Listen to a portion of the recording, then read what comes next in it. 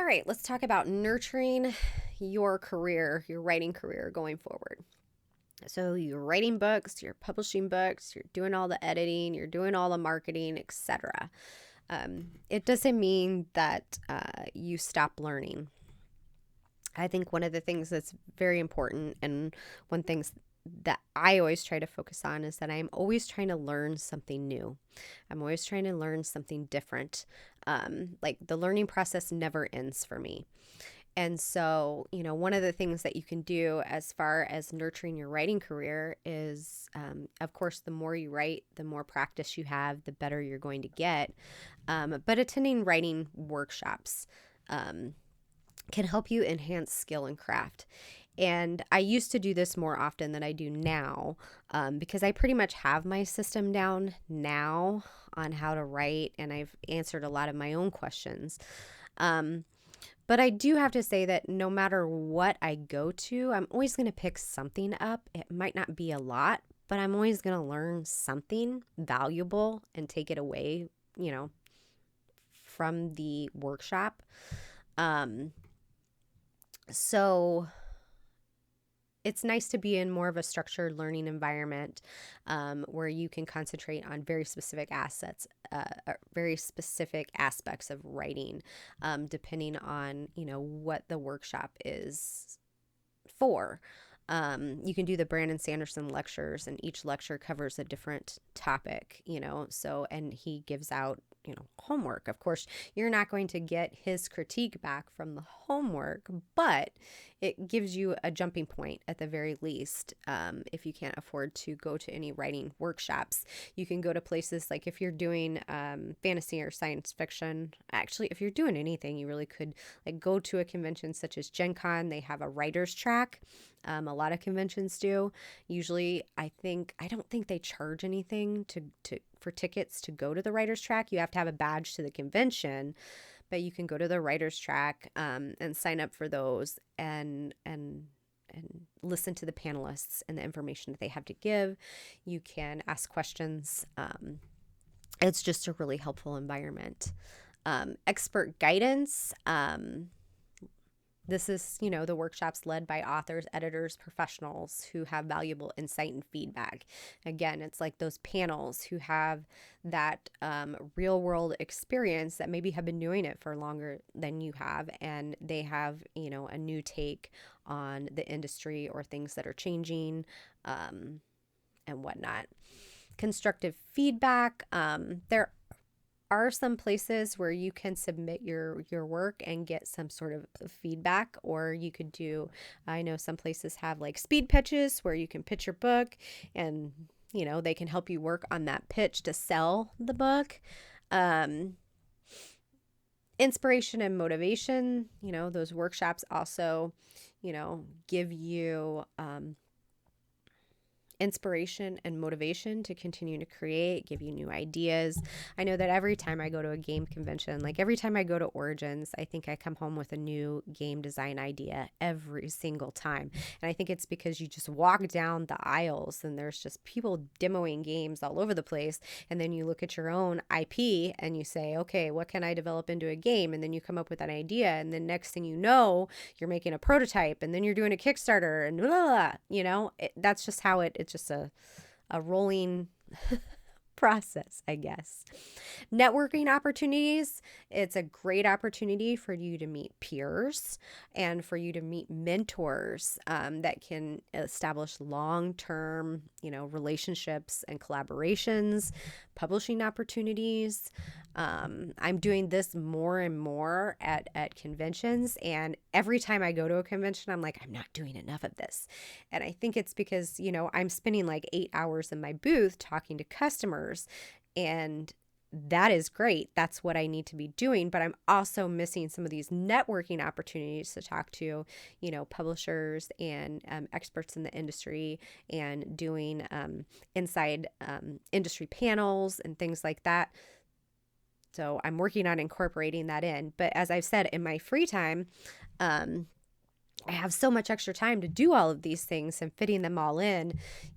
When I go to a convention, I want to have some degree of fun. I don't want it to be 100% work, but I guess at GameholeCon Trevor and I last year we did, it was drinks with authors.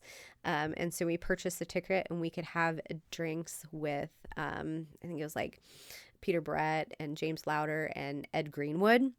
And so we got to have drinks with them and pick their brains and talk to them about things. And to me, and even Shannon German from Monty Cook Games, she was funny because she's like, "You guys are all here to talk to Ed, right?" And I'm like, "No, I'm here to talk to everybody." And she's like, "Oh, okay." And we did. We had a conversation about Kickstarters and games and things like that. Every single person that was there, I had questions and conversations with, because each and every one of them had a different level of expertise, and I wanted to know and ask all of them. So I talked Kickstarters with her and games, and then James Louder, we talked contracts and IP, and then, Ed and Peter Brett, we talked about, creative processes and things like that. So that was a wonderful networking opportunity. And we'll probably do that again. But then, that'll be in October. So I'm looking forward to it. Access to resources. So finding additional materials that can help you, and access to online communities, that kind of thing. So you can continue to develop your craft beyond. Writers groups and building communities and accountability. So writer communities. Being in a writer community, you can get regular feedback and support from other authors and other readers. They can help to hold you accountable, making sure that you stay on your writing schedule, and that you're actively, continuously developing. They can offer diverse perspectives.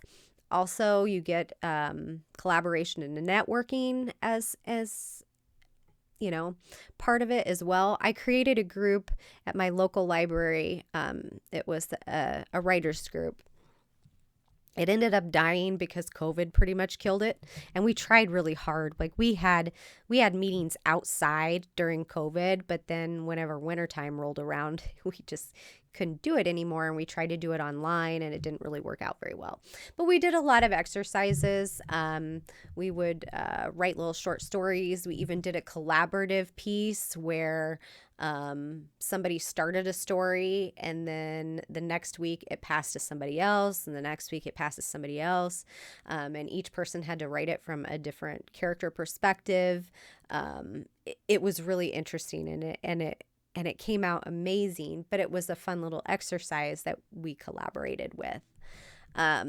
Those types of groups can also offer emotional support. So if you're feeling frustrated, you can have a feeling of group and, camaraderie, helping and motivating, to cheer you on. And it can also be for skills development. So you can, like I said, do writing exercises as part of the meetings, and help to, do something out of the box. That exercise was something completely, you had to take what all the authors before you had written and continue the story, but from a different perspective. It was a really interesting project to write on. And then, seeking your mentorships, like personalized guidance and career growth, that one-on-one guidance. Like I said, sitting down with, Ed Greenwood and Peter Brett and asking them, what does your creative process look like? How do you handle this? How do you handle that? Talking to James Louder about contracts and artists and, intellectual property and all of those things, and getting that professional insight into the publishing world. The more complex, if you're talking about contracts, you're talking about very complex transactions. And we're going to talk about this later on in the year too, and making sure that you're, protecting your legal rights, your copyright. We're going to talk about copyright and things like that, to make sure that you're protecting yourself. And those things are important too. And to learn from somebody who maybe has made mistakes in the past and can pass on that knowledge and wisdom to you as a mentee. And that helps too with your long-term development. So as you grow, so as you become more and more, I don't know, when you say popular, like how do people manage that? How do people start to, like I said, going to conventions and running the booth and wanting to do other things too, um, promote my business and spread the word. I'm doing game demos. I'm trying to sell books. I'm only one person. I don't have a clone. So at what point, do I have to, hire somebody to do game demos or offer them something to do game demos, and work the booth, help me set up the booth so that I can go here? At what point do some of these things change and how do people do it? And I know that whenever I talk to, I think Shanna German from Money Cook Games, I was talking about, well, when did your business like really take off? And it was like, well, it was, when we started doing Kickstarters and having all of these funds come in.